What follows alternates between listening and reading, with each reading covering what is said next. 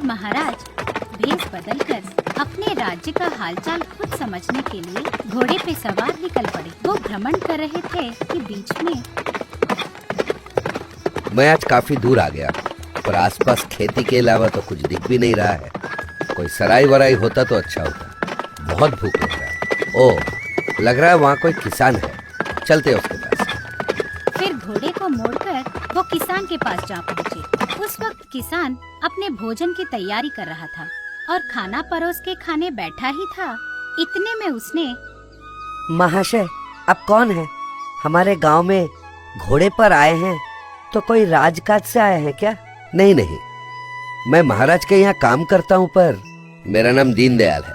मैं अपने गांव जा रहा था। रास्ते में कहीं कुछ खाने को मिल जाए यही ढूंढते हुए जा रहा था। आपको बुरा ना लगे तो ये देखिए, मैं अभी अभी अपना खाना परोस रहा था। आपको अगर बहुत भूख लगी है तो मेरे साथ 2 मुट्ठी खाना आप भी खा लीजिए।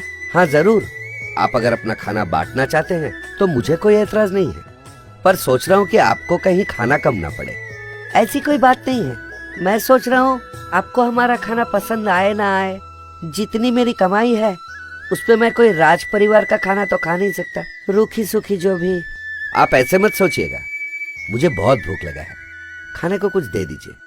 फिर महाराज ने किसान के साथ मिलकर खाना खाया। उसके बाद किसान का लाया छाछ भी उन्होंने पिया।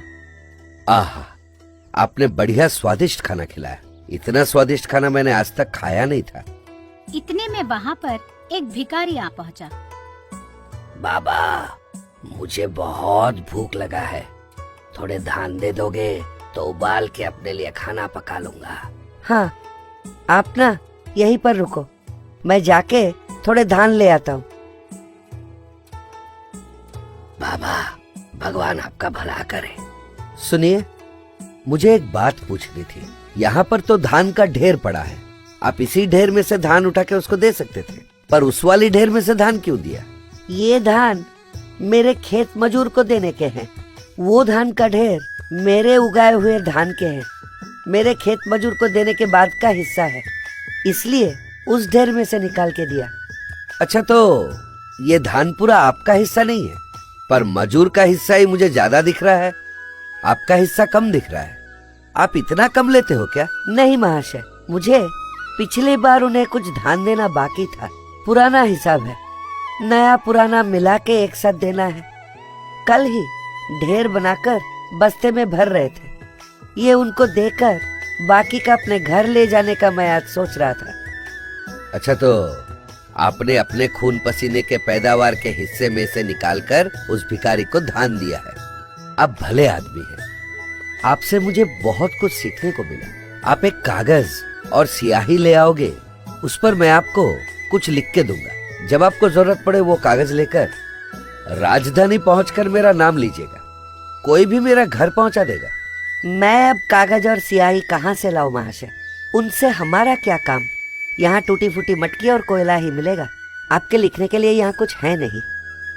वही दे दो, उसी पे लिख देता हूँ। आप राजधानी आए तो दीनदयाल नाम से पूछ लेना, कोई भी बता देगा। महाराज ने मटकी के टुकड़े पर कोयले से कुछ लिख कर दिया, लेकिन उस किसान को पढ़ना नहीं आता था।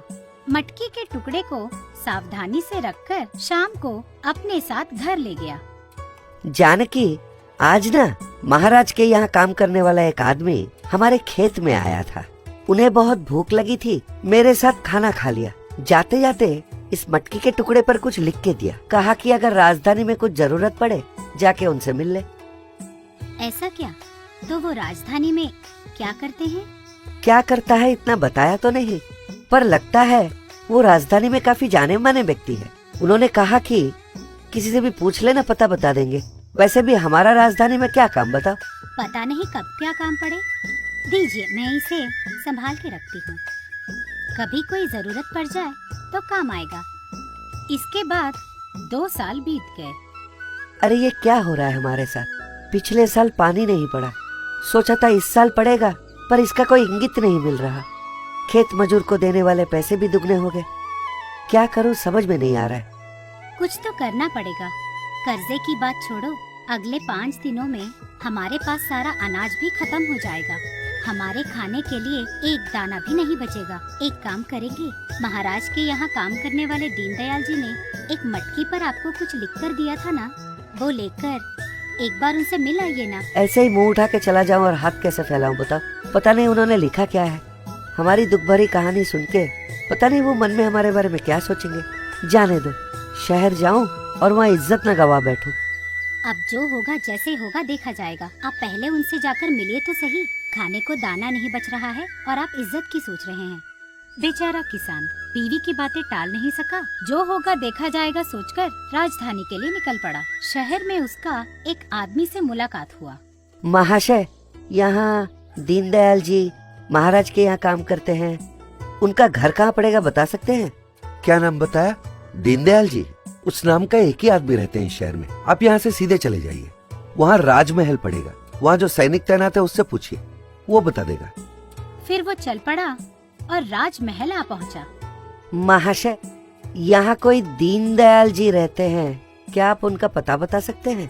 कौन दीनदयाल जी? पता है किसके बारे में पूछ रहे हो? स्वयं इस देश के महाराज के बारे में पूछ रहे हो। महाराज से हर कोई अपनी मर्जी के मुताबिक मिल नहीं सकता। जाओ यहाँ से। क्या कहा? वो हमारे राज्य के महाराज हैं। मैं राजधानी आऊँ तो मिलने को कहा है। सबूत चाहिए तो ये देखिए, उन्होंने मुझे लिख के दिया है। अगर मुझसे कोई पूछे तो ये दिखाने को कहा है। टुकड़ा लेकर सैनिक ने उस पर जो लिखा था गौर से पढ़ा। अरे, ये तो स्वयं महाराज का लिखावट है। स्वयं महाराज ने ही लिख के दिया है, यानी कि ये आदमी सच ही बोल रहा है। ठीक है, चलो मेरे साथ, महाराज से मिलवाता हूँ तुम्हें। फिर वो सैनिक किसान को साथ लेकर महाराज से मिलवाने के लिए दरबार आ पहुँचा।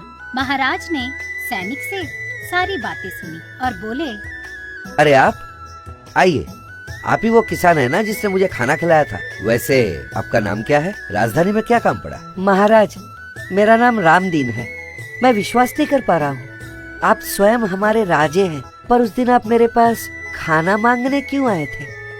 मैं अपना भेष बदलकर प्रजा का हालचाल पता करने के लिए कभी कभी निकल पड़ता हूँ। उस दिन आपसे मुलाकात हो गई। वैसे मेरे से मिलने का मकसद क्या है बताइए? महाराज, पिछले साल और इस साल भी अभी तक बारिश के बिना फसल नहीं उग रहा है।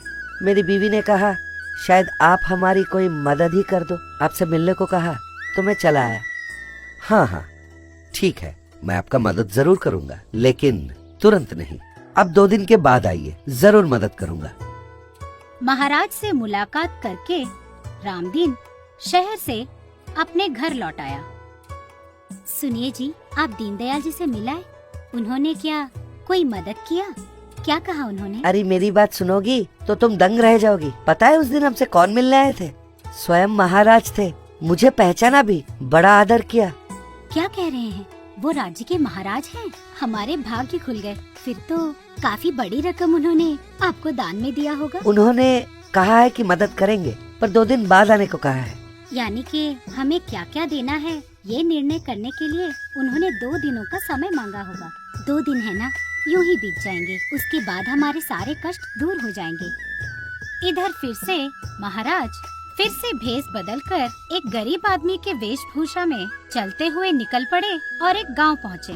वहां उन्होंने एक लोहार को काम करते देखा। महाशय, मुझे आपके यहाँ कोई काम मिलेगा? मैं बहुत गरीब आदमी हूँ, पैसों की बहुत जरूरत है। ये काम तुम कर पाओगे? कर सको तो करो, 1 घंटे का 2 आना दूंगा। ठीक समझो तो फिर मेरे पास काम कर लो। हाँ, मैं कर लूंगा। अब काम बताइए। फिर महाराज ने 2 घंटा वहाँ काम किया। 4 आना कमाई हुई उनकी तो वो वहाँ से चल पड़े। इसके बाद 2 दिन बीत गए। रामदीन वापस महाराज से मिलने आ पहुँचा। हाँ रामदीन, आ गए आप? ये लीजिए, 4 आना है, ये ले जाइए। महाराज, सिर्फ 4 आने? हाँ रामदीन, सिर्फ 4 आने। ये मेरी खून पसीने की कमाई है। वैसे मैं कुछ कमाता तो हूँ नहीं। इस पर उस पर कर लगाकर साधारण इंसान से मैं धन इकट्ठा करता हूँ। धन बहुत है, पर तुमसे ही मैंने सीखा है। अपनी खून पसीने की कमाई से मैं तुम्हें दान दे रहा हूँ तो बड़ा आनंद आ रहा है। फिर रामदीन ने चुप्पी साध ली, गांव की तरफ निकल पड़ा और अपने खेत आ पहुंचा। पूरी कहानी उसने अपनी बीवी को बताई। कितने दिए? 4 आने दिए। 4 आने तो हम अपने खेत में काम करने वाले मजदूर को दिन का मजूरी देते हैं। इस 4 आने के लिए शहर जाकर महाराज से मिलने का क्या फायदा हुआ? इन्हें उन्हीं को थमा के लौटाते। ऐसा मत बोलो, ये ना महाराज ने कहा है कि उनकी खून पसीने की कमाई है, मुझे दिया है। छोड़िए, ये 4 आने मेरे कोई काम नहीं आएंगे। इन्हें यहीं फेंक रही हूँ। चलिए घर चलते हैं। फिर रामदीन को उसकी बीवी ने हाथ पकड़कर वापस घर ले गई। उस दिन रात को कुछ भी हो, जानकी तुमने गलत किया। महाराज को तुम गलत समझ रही हो। महाराज ने जो कहा है सुनो, अपनी खून पसीने की कमाई जब वो किसी को दान में देते हैं उन्हें अच्छा लगता है। कर में मिले पैसे किसी को दान में देना उनको अच्छा नहीं लगता। इसलिए महाराज ने मुझे थोड़े पैसे देकर वापस भेज दिए। इस पे महाराज की क्या गलती है? वैसे भी सोच के देखो, वो स्वर्ण मुद्रा है, कितनी कीमती होगी। उस वक्त 2 चोर वहाँ आ पहुँचे और उनकी सारी बातें सुन ली।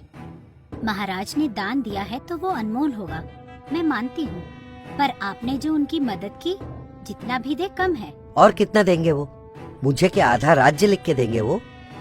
उन्होंने प्यार से दिया है, उन्हें तुमने कुएं के पास फेंक दिया, मुझे बिल्कुल अच्छा नहीं लगा।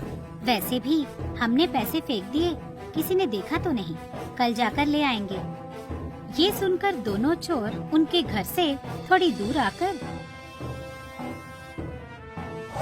सुना तूने? महाराज ने इसे स्वर्ण मुद्राएं दी है, उन्होंने उन्हें खेत में कुएं के पास फेंक दिया। मैं जानता हूँ इसका खेत कहाँ है। चल जाके ढूंढते हैं उन स्वर्ण मुद्राओं को। आज तो हमें लपेटना ही होगा। फिर वो दोनों चोर रामदीन के खेत आ पहुँचे। वो देख, कुआं वहीं पे है, चल उन्होंने वहीं छुपाया होगा। हाँ, यही ढूंढते हैं। कितना ढूंढो, ढूंढने पर नहीं मिल रहा है। ओए, यहाँ मिट्टी कच्ची है, इसका मतलब उन्होंने सामान यहीं छुपाया है। आजा, खोद के देखते हैं। थोड़ी देर खोदने के बाद एक आवाज सुनाई दी।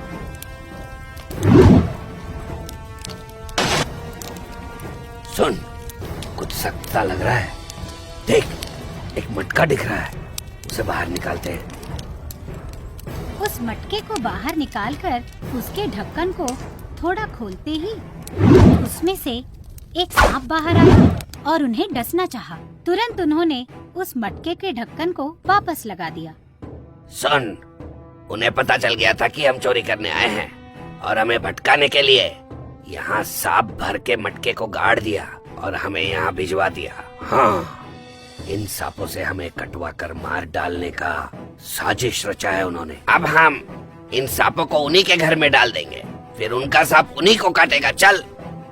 फिर दोनों चोर मटके को साथ लेकर रामदीन के घर में पहुंचा और वहाँ से भाग खड़े हुए। ओए माँ, सांप, सांप है। अब समझ में आएगा, हमें ही सांपों से कटवाने चले थे तुम लोग। कहाँ है? कहाँ है? सांप कहाँ है? ओ, तुम डरो मत, वो खिड़की में से निकल गया है। सुनिए जी, आपने देखा, मटका फूट गया है। इस मटके को सोने की मोहरों से भरकर कोई लाकर हमारे घर में फेंक गया है। इतनी स्वर्ण मुद्राएं हमारे घर में कोई क्यों फेंक के जाएगा? किसी को मिल जाए तो खुद रख लेंगे ना, पर ये हमारे घर में क्यों डाल के गया कोई? ये सब महाराज ने ही करवाया होगा। जानबूझकर सबके सामने 4 आने आपको थमाकर भेज दिया। पीछे से उन्होंने इस मटकी में स्वर्ण मुद्राएं भर के हमारे घर में किसी से फिकवा दिया। आप जरा याद करके देखिए, महाराज ने कागज मांगा था तो आपने मटकी का टुकड़ा दिया, इसीलिए उन्होंने मटकी ही फिकवाया। लग रहा है तुम तो सच बोल रही हो। नहीं तो वो तो महाराज है, मैं भी सोचूं सिर्फ 4 आना दे के क्यों लौटाया। तो उन्होंने मन में ये सोचा था। तुमने बेकार में खड़ी खोटी सुनाई महाराज जी को। हाँ जी, बेकार ही महाराज को कोस रही थी, पर जो भी हो, हमारा तो भला ही हुआ ना। इनसे हमारी जिंदगी आराम से कट जाएगी। इनके पूर्वजों ने अपने खून पसीने की कमाई को स्वर्ण मुद्राओं में बदलकर अपने खेत में गाड़ रखा था। मुश्किल में उनके आगे की पुश्तों को वो काम आया। उनके सहारे रामदीन और उसकी बीवी